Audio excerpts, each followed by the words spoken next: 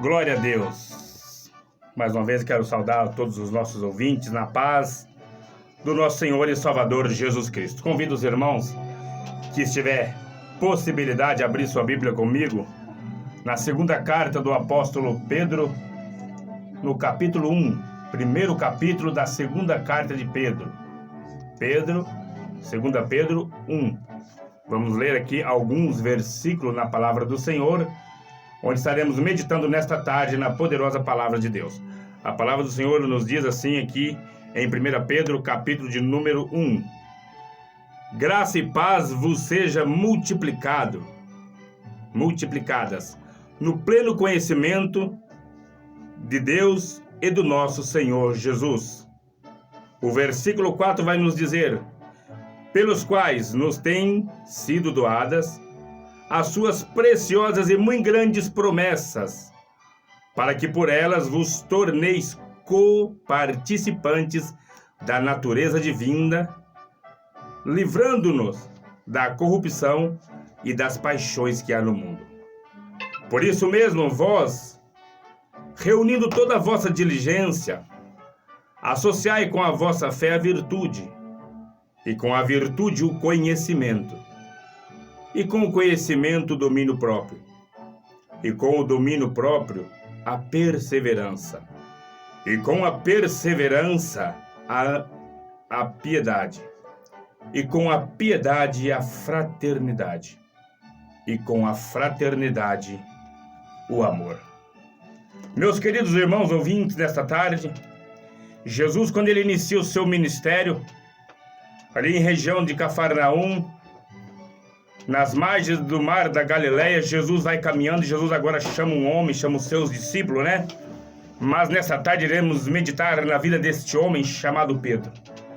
Quando Jesus então escolhe o apóstolo Pedro ali, naquela época, Pedro era uma pedra bruta.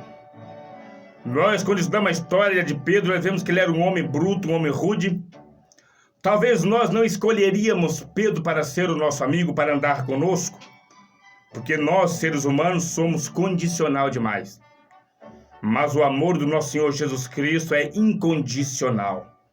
Independente de se somos bons ou ruins, Jesus veio salvar a todos.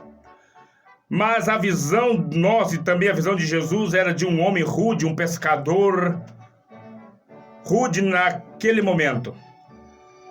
Mas a visão do nosso Senhor e Salvador Jesus Cristo, como é uma visão espiritual e muito ampla, Jesus não enxerga somente aquele homem rude, aquela pedra bruta.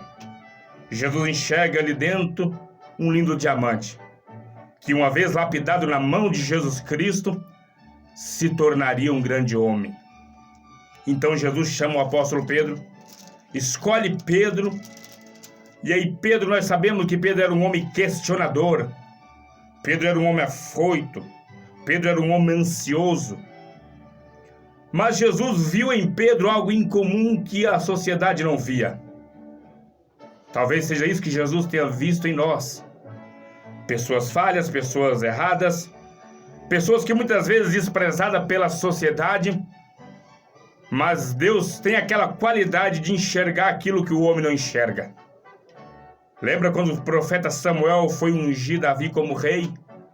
Diz a Bíblia Sagrada em 1 Samuel capítulo 16, que quando o profeta Samuel chega na casa de Jessé, que estava passando aqueles jovens alto, forte, talvez eu e você teríamos a mesma atitude que teve o profeta Samuel. Naquela ocasião, Samuel ia ungindo o novo rei de Israel, um dos filhos forte e grande de Jessé. Mas Deus interviu na história, porque Deus é aquele que sonda os corações, Deus é aquele que conhece o nosso íntimo. Deus fala para Samuel: Samuel, não atente para a aparência, porque o homem vê o que está exterior. Eu tão somente sou aquele que enxergo o interior. Certa feita, o apóstolo Paulo vai nos dizer: não se atentamos nós para as coisas que se vê, mas para as que não se vê. Porque as que se vê são temporais e passageiras, porém as que se não ver são eternas. E o apóstolo Pedro então começa a seguir Jesus, mas Jesus vê em Pedro um potencial. Pedro era um homem questionador, mas Pedro também era um homem ousado. E Deus gosta, Jesus gosta de trabalhar com pessoas ousadas. Deus não procura semideus, não procura homens heróis, nem mulheres maravilhas. Mas Deus procura homens, pode ser rude assim como Pedro, mas que tem um coração disposto a ser melhor, que tem um coração disposto a melhorar cada dia mais. E Pedro então é escolhido, é chamado. Mas Pedro também era ousado. Certa feita, quando os discípulos estavam atravessando o mar e enfrentaram ali uma grande tempestade, diz a Bíblia que todos ficaram com medo. Mas Pedro olhou quando viu Jesus vindo sobre o mar. Pedro falou: Jesus, quero andar sobre o mar também. E Jesus falou: venha, Pedro. E Pedro naquela ocasião andou também sobre o mar. É certo que ele afundou, é certo que Jesus lhe deu uma correção, que ele era um homem de pouca fé, mas a atitude de Pedro de andar sobre o mar chama a atenção de Jesus. O que Jesus vê é um homem ousado. Certa feita também, quando Jesus estava perguntando: que dizem os homens quem eu sou? Uns dos apóstolos dizia: as pessoas dizem, Jesus, que tu és Elias. Outro diz que tu és Jeremias. Pedro então se levanta: Jesus, eu digo que tu és o Cristo. Certa feita também, Jesus falando que ele iria ser crucificado, que ele iria ser morto, Pedro falou: eu vou contigo, Jesus, até o fim, eu vou contigo até a morte. E Jesus olha para Pedro e diz: Pedro, tu me negarás, Pedro, no momento mais difícil. Antes do cantar do galo, da última vigília do canto do galo, tu me negarás. Meus irmãos, e quando foram prender Jesus no Getsêmani, o afoito Pedro pega a sua espada e arranca a orelha, e corta e fere a orelha de um daqueles homens que foram juntos para prender Jesus Cristo. Ou seja, era um homem afoito, mas que estava sendo lapidado cada dia que andava com Jesus Cristo. Aquele dia foi um dia triste na vida de Pedro. Segundo o calendário, foi numa quinta-feira e Jesus foi levado preso à noite, na madrugada, para sexta-feira. E Pedro ia de longe seguindo Jesus, conforme nos relata a Bíblia Sagrada. Ele não chegou perto com medo, mas ele não abandonou Jesus até mesmo no momento mais difícil. Naquele momento, Pedro então, quando alguns ali estavam, falaram: você é um deles. Você caminhava com o Cristo. Pedro, em uma pressão psicológica e um dia terrível, um dia de medo, Pedro diz: não, eu não sou um dele. E uma daquelas pessoas se levanta e diz: você é um dele sim, porque o teu jeito parece com ele. O teu modo de falar é como o dele. O que eu aprendo com isso, irmão? Quem anda com Jesus fica parecido com Jesus. E diz a Bíblia que Pedro então nega Jesus Cristo. Em um determinado momento ali daquele dia, daquela noite sombria, Jesus passa todo desfigurado, já machucado. E Jesus olha para Pedro, Pedro olha para Jesus. Diz a Bíblia que Pedro saiu correndo e chorou amargamente, irmãos. Sabe por que Pedro chorou amargamente? Primeiro, que ele viu o seu mestre desfigurado. E segundo, por ele ter negado Jesus Cristo. E ao cabo do final daquela sexta-feira, Jesus foi crucificado e Jesus foi morto. E às 18 horas cessou todo o trabalho, porque entrava no calendário do sábado judaico. E todo dia de sábado foi um dia silencioso.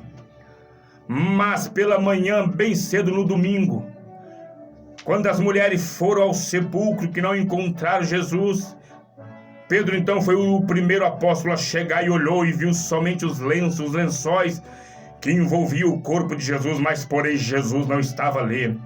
E um dos anjos aparece às mulheres e diz: por que procura mulher entre os mortos?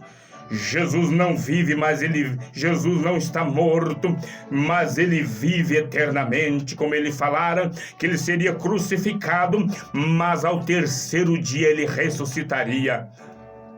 Pedro então volta a ser pescador, e Jesus lhe aparece então no mar, dizendo: Pedro, tu me amas mais do que estes, que é da pesca, dos seus afazeres?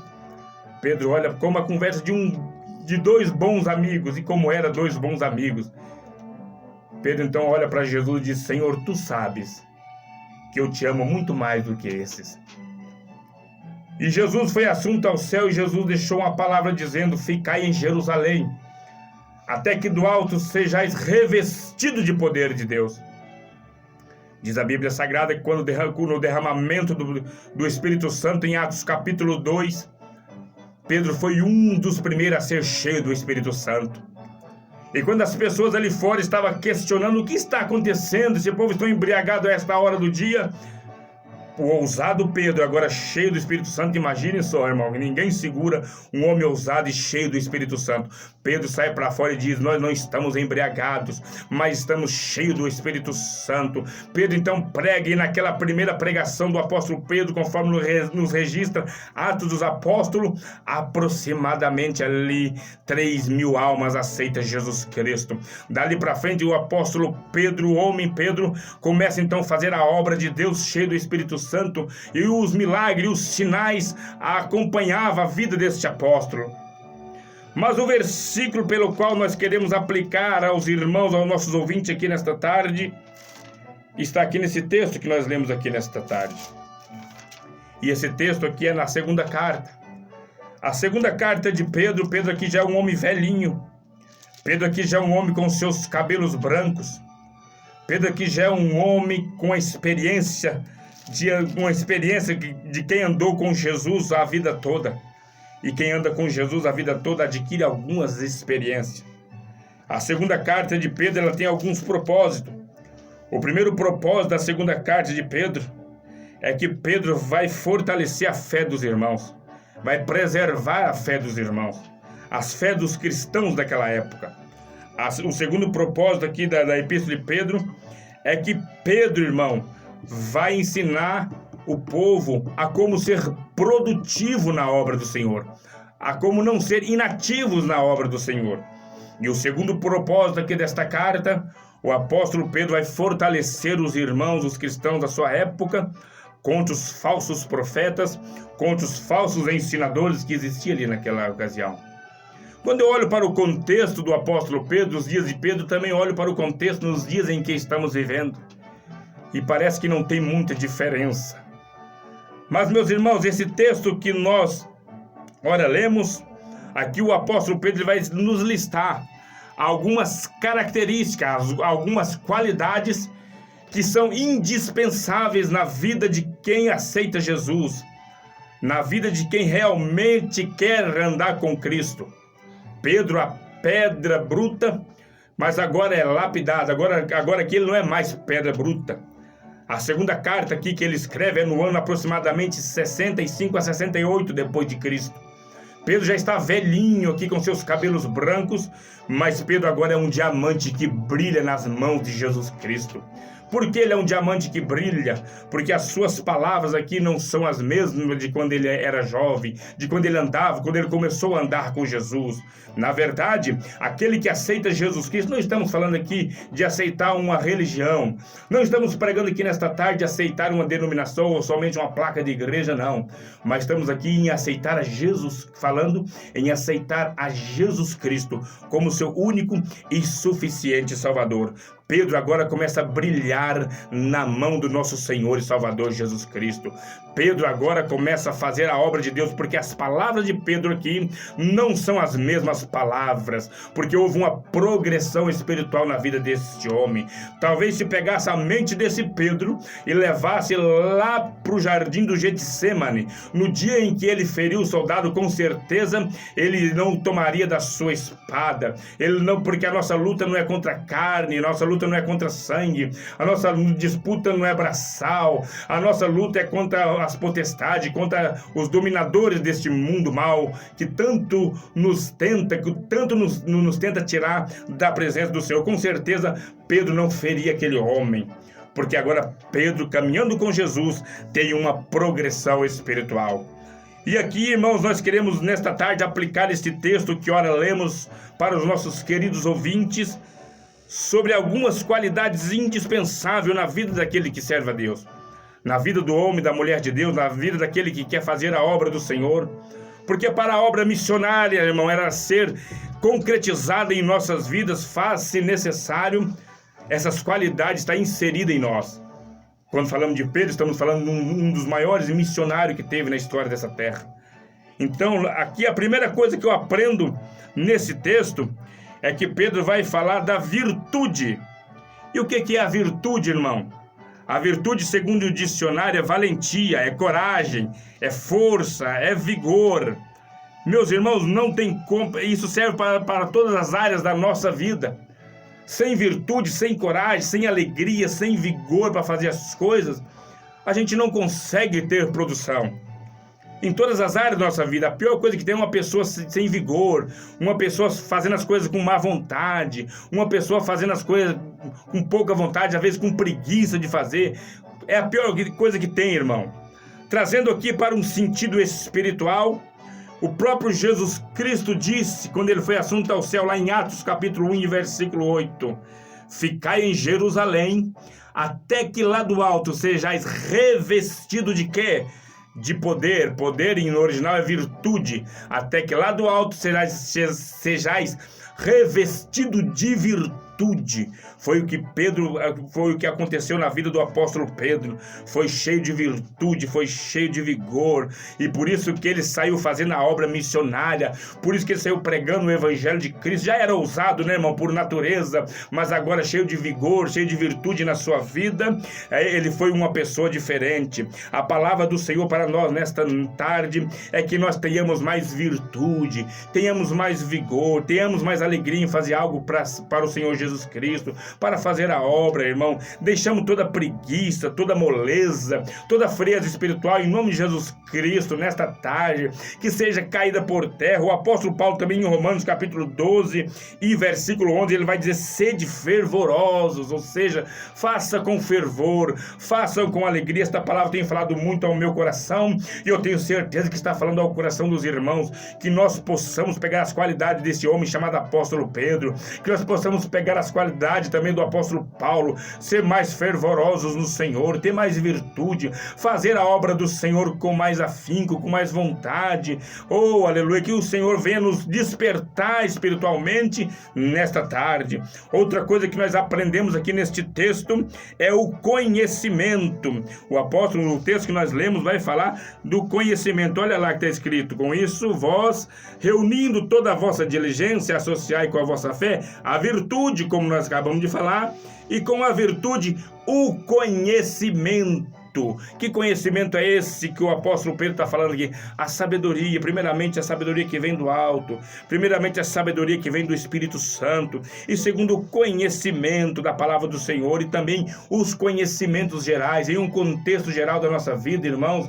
Faz-se necessário. Nós também assistimos os jornais, as notícias. É lógico que dizem que estamos vivendo não é fácil, né, irmão? É tanta coisa, é tanta fake news, mas para que nós tenhamos um conhecimento geral das coisas, faz-se necessário para que nós venhamos também assistir às notícias, os últimos acontecimentos, porque são dias difíceis. Se nós não soubermos o que vem acontecendo, nós vamos ser presa fácil do inimigo. E após todo o conhecimento gerais, o conhecimento da palavra do Senhor. Haja visto que Pedro aqui está escrevendo para também fortalecer a fé dos irmãos, dos cristãos daquela época, contra os falsos mestres, contra os falsos ensinadores. E não existe forma, irmãos, de nós vencermos se não for através do conhecimento. E o próprio apóstolo Pedro vai concluir esta carta, essa segunda carta, dizendo: antes crescei na graça e no conhecimento do nosso Senhor e Salvador Jesus Cristo. Que nós possamos buscar mais o conhecimento, tanto o conhecimento dos assuntos gerais que faz-se necessário, como também o conhecimento da palavra do Senhor. Em dias como esse, que muitas vezes, que muitos estão em casa e em quarentena, já está se normalizando, graças a Deus, mas vamos aproveitar esse tempo para estudarmos, para lermos a palavra do Senhor. Vamos aproveitarmos este tempo também para que nós possamos, meus queridos irmãos, crescer na graça e no conhecimento do nosso Senhor e Salvador Jesus Cristo. E outra coisa que eu aprendo aqui no texto que ora lemos, meu irmão, é o domínio próprio. Olha só o que ele vai dizer no texto, no versículo 6 que nós lemos aqui em 2 Pedro capítulo 1, e com o conhecimento, o domínio próprio. Irmão, o domínio próprio, o que é isso? O domínio próprio, ele tem muito a ver com, refere-se à temperança. Essas qualidades é o nosso cartão postal, irmão.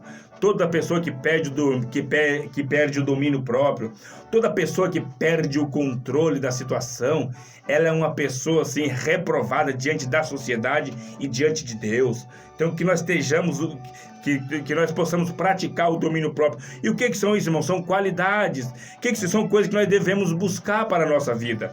Os irmãos estão entendendo a palavra nesta tarde? São frutos que nós temos que produzir em nossas vidas. É lógico que nós só vamos produzir esses frutos através do Espírito Santo em nossa vida, através de Jesus Cristo em nossa vida. Mas o domínio próprio nesta tarde faz-se necessário para que nós possamos tomar conta da situação. E quando falo de domínio próprio, é lógico que muitas vezes a gente não vai conseguir o domínio próprio da noite para o dia, mas o domínio próprio ele é um exercício. Se eu começar a praticá-lo, ele vai virar rotina na minha vida. Assim como se eu começar a praticar as coisas ruins, todas as vezes que alguém me afrontar, eu já xingar, eu querer ir para disputa no braço, toda vez que alguém buzinar no trânsito, eu querer já revidar, isso não é domínio próprio, isso não é temperança. Eu vou criar um exercício disso na minha vida, e todas as vezes que alguém me afrontar, eu vou querer disputar no braço ou com palavras grossas, porque criou um hábito na minha vida. Mas assim como o hábito das coisas ruins pode criar-se na minha vida, também o hábito de ter o domínio próprio, o hábito de ter a temperança através do Espírito Santo em nossas vidas irmão, é o cartão postal nosso. Meus queridos ouvintes, é o nosso cartão postal. Então não perca o domínio, não perca o domínio da situação, pratica o domínio próprio, pratica a temperança em nome de Jesus Cristo. Quando alguém te afrontar, quando fala de domínio próprio, está falando de nós praticarmos nos momentos mais difíceis da nossa vida, nos momentos cruciais da nossa vida, porque nos momentos bons fica fácil, né, irmão, ter domínio próprio. Nos momentos onde todo mundo está nos aplaudindo, onde a conta bancária está boa, né, aí fica fácil ter domínio próprio. Mas aqui o texto está falando de domínio próprio nos momentos mais difíceis da sua vida. Então pratique o domínio próprio naquele momento de angústia, de tristeza, onde você vai ser afrontado, onde o inimigo vai querer que você perca a sua paciência, perca a sua fé, perca a sua comunhão com Deus e com os irmãos e com os colegas de trabalho e com os colegas de escola, seja lá onde for. Confie em Deus. É por isso que Jesus falou, nos dias difíceis é melhor você ficar com a boca fechada, gemendo, que vai passar. E quando você passar os momentos difíceis, preservando o domínio próprio, no outro dia você vai ser mais forte. As pessoas vão olhar diferente para você. Olha, esse aí passou o que passou e não descontou em ninguém, não falou nada, não xingou ninguém, passou quietinho. Olha lá, eu quero ser igual ele, eu quero ser igual ela. Mas quando vem os momentos difíceis em nossas vidas, que nós xingamos, nós nos desesperamos, somos reprovados diante da sociedade e também diante de Deus. Então a palavra do Senhor nesta tarde, domínio próprio para mim e para você, em nome de Jesus Cristo. Outra coisa que eu aprendo aqui no texto, meus queridos irmãos, é a perseverança. A perseverança tem a ver com a longanimidade, isso é ser paciente, suportar, né, irmão? É suportar, ser longânimo, é suportar com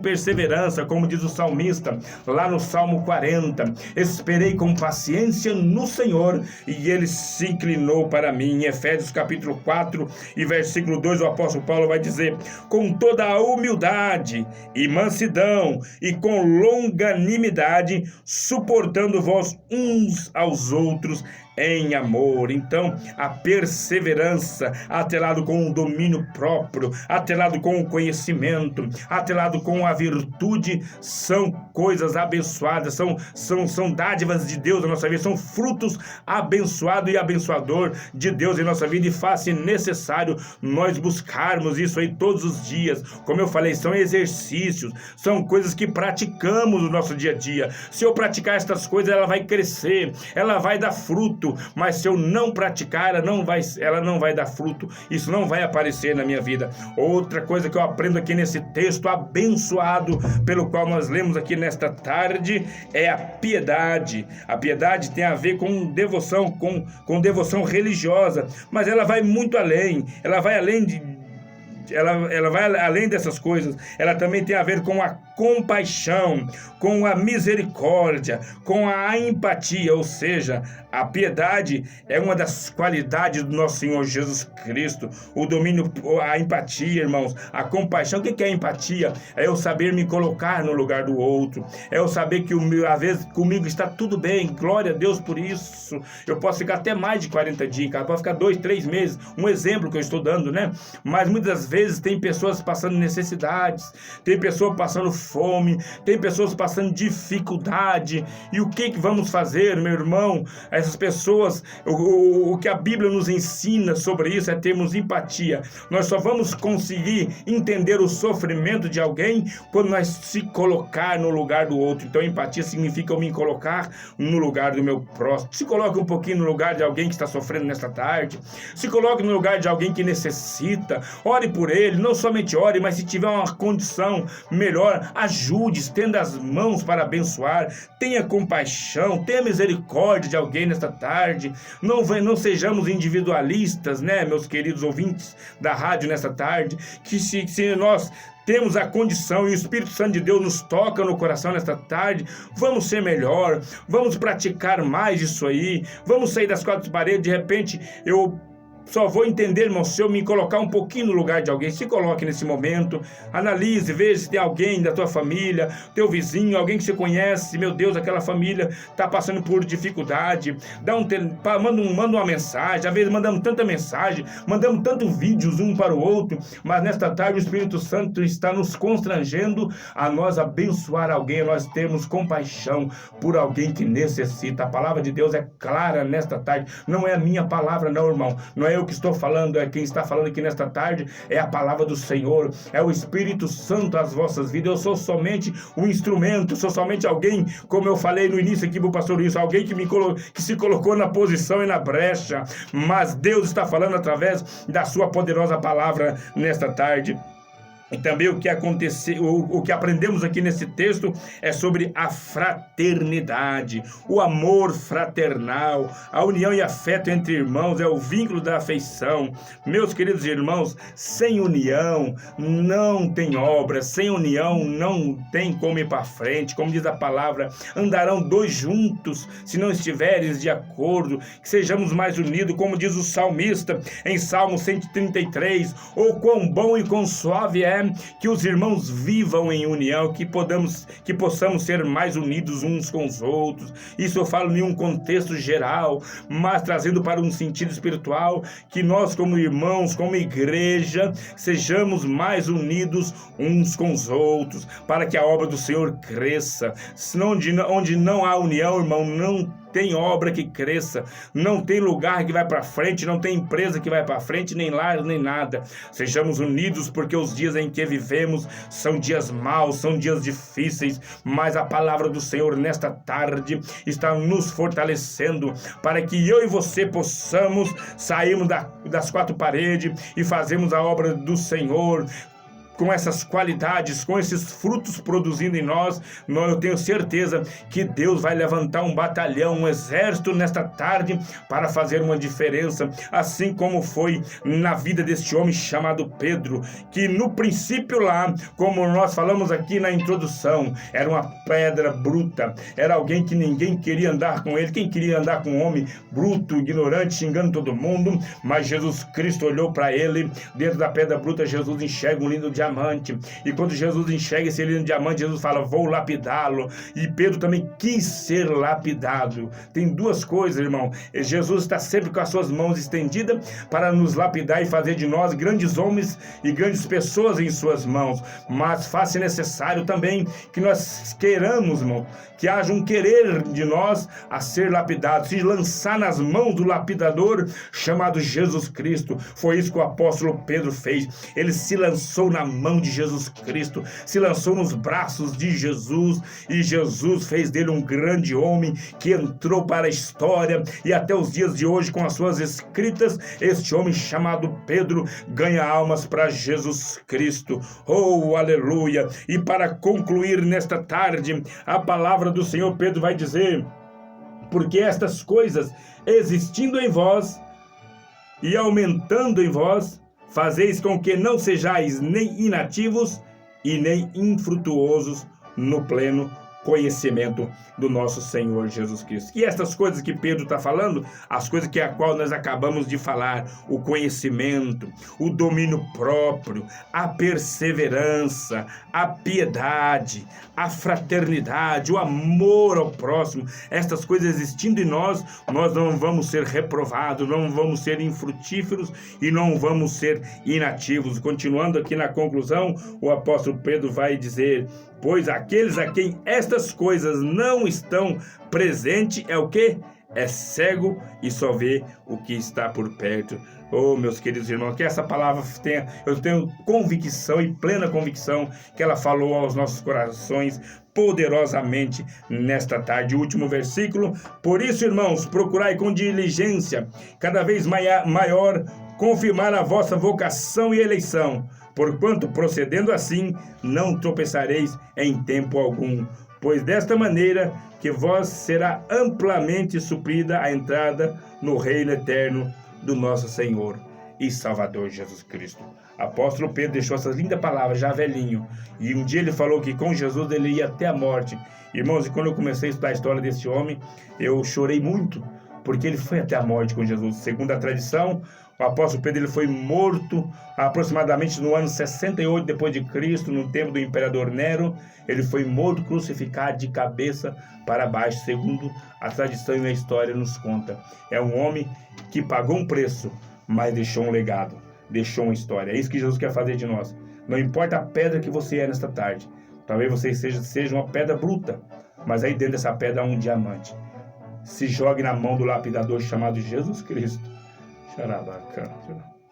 que ele vai fazer algo grande na sua vida. Essa é a palavra que Deus nos deu nesta tarde, em nome de Jesus Cristo.